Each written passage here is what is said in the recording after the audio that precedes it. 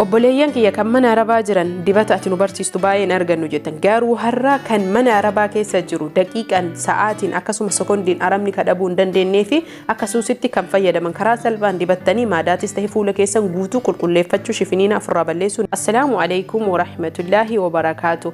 Ashamaa harka fuuna hordoftoota fi kabajamtoota Razaan Ooroo jirra jirtu amantiif kutaan gandaan osoo waliin qoodin hordoftoota fi kabajamtoota kiyya akkuma baratame subscribe gochuun gama maatii koo dabalama warri subscribe gochuun maatii koo taatan galatoomaa sin jaalladha. Video akkuma ilaaltaniin like godha warroonni share godhuu dandeetta share godha hiriyoota keessaniif qoodaa isiniin jedha. Itti aansuun hordoftoota fi kabajamtoota kiyya karaa social akkamiinuu WhatsApp, Facebook, Messengeraan hiriyoota keessanii qooduu ni dandeettani. Waa'ee rakkoolee maadaatii yookiin fuula keenya kan nu babarratu akkasuma mootuyyuu bifa hedduu nu baasu ijoolleen hedduun baay'ee kan rakkataa jiran haala salphaa ta'een mana keessan keessa teettanii mana arabaa warra jiru irra caalaa kan rakkatanii qilleensa faala'insa qilleensaa akkasuma mootuyyuu nyaata aduun arganii tas aduutti yoo bahan kan hedduu dararamanii fi kanaaf haala salphaa ta'een waan sadiin keessa tokkoffaa kan asitti argaa jirtan hirdiidha. Akkuma baratame hirdii yeroo hedduu irraa dubbadhee himee barsiisee jira.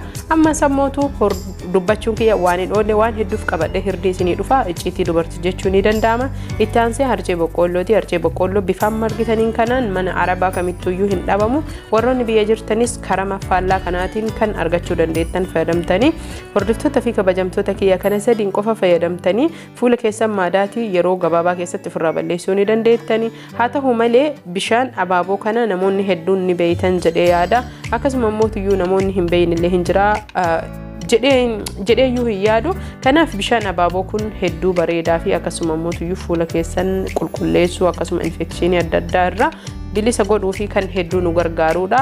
Samalee finniisaa yookiin ammoo yeroo garagaraa fuulli keenya nu shifiniina sanillee kan ajjeesuu fi akkasuma ammoo bakka nu gurraachate yoo harcee boqqoolloo wajjin dibannee kan nurraa balleessuudha. Kanaaf kana sadiin qofa walitti hojjannee karaa kamiin hojjannee hagam ofirra tursiisnee kan jiruu fi hanga xumuraatti viidiyoo like godhaa ilaalaa isiniin jedha.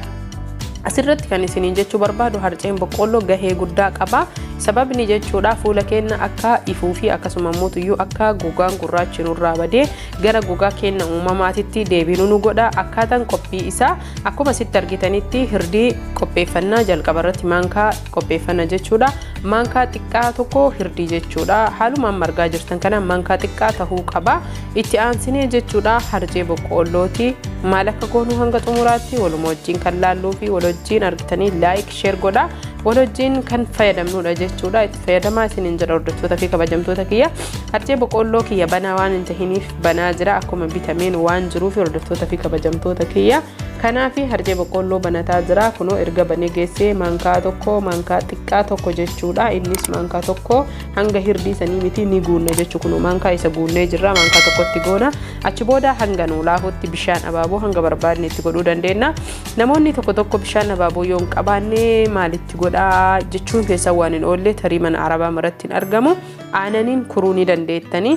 Aananii harcee malee aanan dhangala'oon argadhu warri jettanii aanan harcee kana bishaaniin kurtanii boodasanii akkuma masitti argitan harcee boqqoollootii fi hirdii waliin gahuu ni dandeettanii. Kana qofaa miti qabxiin biraallee ni jira. Xumura irratti viidiyoo waan lama qabadhee isinii dhufe jechuudha.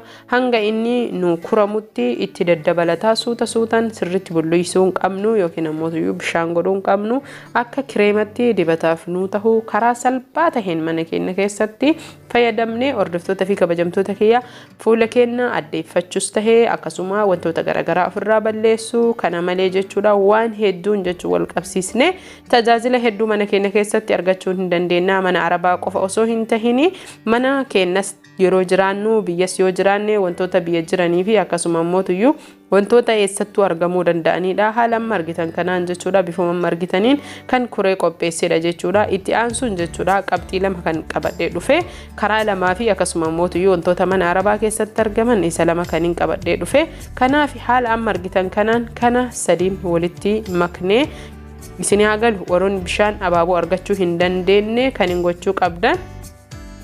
Aanan isiniin jedhee jira aanan itti godhuu ni dandeettanii waa sadi qofa jechuudha. Bishaan abaaboo hirdii arcee boqqolloo walitti kurree haaluma amma argitan kanaan kunoo argaa jirtan jedhee yaada. Haala kanaan walitti kurree kireema yookiin ammoo dibata walitti makaa mana keenya keessatti karaa salphaan hojjetannee booda sanii fuula keenya dhiqannee dibannee daqiiqaa 30 ofirra tursiifna hanga 35 illee rakkoon qabu. Itti aansuun qabxiin inni lammaffaa ruuzaa jechuudha. Ruuzni mana Arabaa kamiyyuu ni jira. Ruuza ni dhiyeeffannaa. Ruuza maankaa 3 dhiidhee walumaa galatti ibiddarra kaayanna jechuudha. Ruuzni asitti argitan kun ruuza Masrii jedhama. Namoonni ruuza adii ruuza Masrii hin qabne rakkoo takka hin qabu. Ruuzuma mana keessan jiru akkasuma immoo mana Arabaa jirutti fayyadamuu ni dandeettani. Ruuza maankaa 3 fi bishaan burcuqqoo tokko.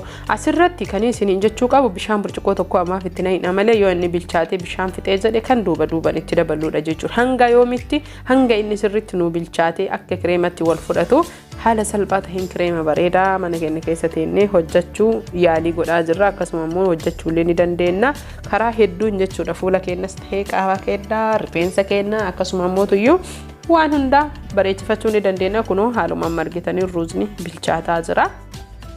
Ruuzni kuni daqiiqaa hangam kan jettaniif hanga inni bilchaatee haalaan margitan kanaan ta'u akka nyaatatti osoo hin tahin sirriitti wal fudhatee akka marqaatti osoo distitti hin qabatin ibidda baay'ee laafaa tahee fi akkasuma immoo ibidda salphaa taheen kan gootanidha jechuudha. Argaa jirtan jedhee yaada. Kanaaf hordoftoota fi kabajamtoota kiyya bilchaatee geeffame erga bilchaatee geeffame ammoo ni daayina wanta itti daayitan wantoota meeshaa cimmaaqii yookiin juusii garagaraa akkasuma immoo cuunfaa garagaraa itti daayitanitti haaluma margitan kanaan daayitan jechuudha. Hordoftoota fi kabajamtoota kiyya erga daayinee geessinee ammoo kunoo haalaan margitanii kireema tahee jira. Walitti naqnee yookiin saanitti godhannee daa'ima qofa itti daballee jechuudha fayyadamuu ni dandeenya. Baay'ee waan ulfaataa tahee fi akkasuma immoo nama miidhuu yookiin ammoo gatii guddaa nu gaafatu miti. Waan mana keenya hundaa jiru akkasuma immoo mana Arabaallee warri jiru isa argachuu dandeettan daqiiqaan isa dibattan daqiiqaa 20-30 akkasuma immoo daqiiqaa muraasa tana keessatti fayyadamtanii ofillee bareechisuu akkasuma fuula keessan miidhagfachuu ni dandeettan isiniin jedha. Hordoftoota fi kabajamtoota kiyyaa qophiin har'aa akka argitan kana isinii jechuu danda'a. Kanaaf daa'ima maankaa tokko itti goonee ruuza keenya kan daayine kana walii dhooynee booda sanii fuula keenya akkuma hirdiisan jechuudha dhiqannee tolfannee goysinee erga gogee fuulli keenya jedhee itti dibnee daqiiqaa 30 hanga daqiiqaa 35 illee taa'uu ni danda'a. Booda sanii bishaan jiddu galeessa tahee bishaan ho'aa baay'ee hin tahin bishaan garuu ho'aa taheen ofirraa dhiina jechuudha. Kanaaf erga daqiiqaa 20-30 akkas ofirra tursiifnee jechuudha. Yeroo dhiqannu bishaan xiqqoo ho'aa taheen dhiqannee booda sanii bishaan qabbanaa taheen kan lolla'annuudha isiniin jedha. Haala kanaan wal fakkaataa taheen hundaayyuu waan dibata mana keenya keessatti dibannee maadaatii ofirraa balleessuu ni dandeenya. Garuu obsaan dibadha yeroo dheeraa osoo hin tahin ji'a 2 keessa ji'a 3 keessatti kan jijjiirame isaa argitanii hanga ji'a 6 yoo waliif fuftanidha dibattan kan isinirraa baduudha.